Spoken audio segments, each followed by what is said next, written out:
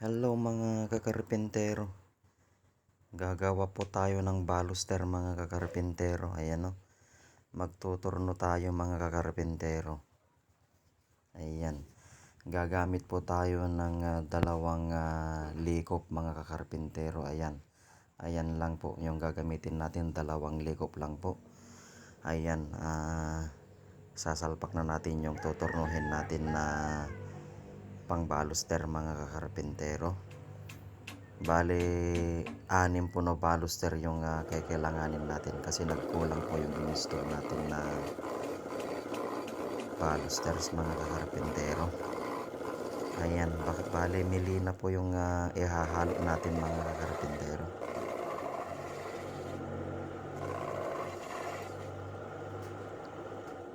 Ayan mga kakarpentero. Magde-design na tayo mga kakarpentero. Ayan yung maliit natin na goods chisel mga kakarpentero.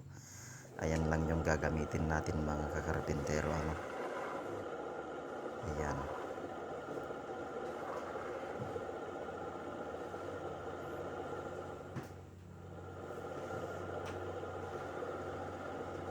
Bali, pag meron kayong dalawang goods chisel mga kakarpentero, yung pang bakbak at yung pang design, goods na yun mga kakarpentero.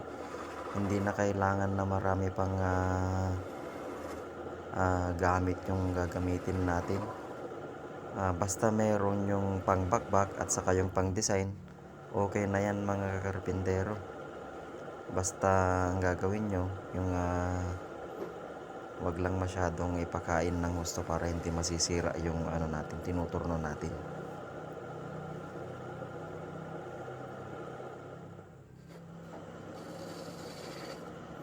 Ayan, malapit na tayong matapos mga kakarpentero.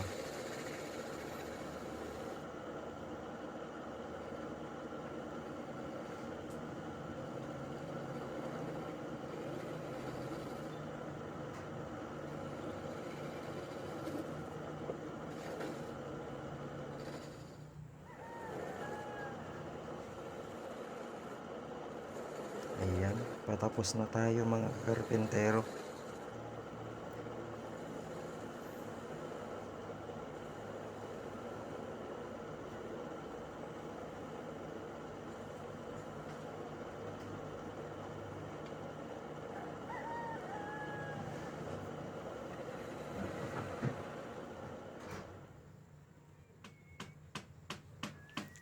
Yan mga kakarpentero. Goods na mga kakarpentero. Thank you for watching mga kakarpentero.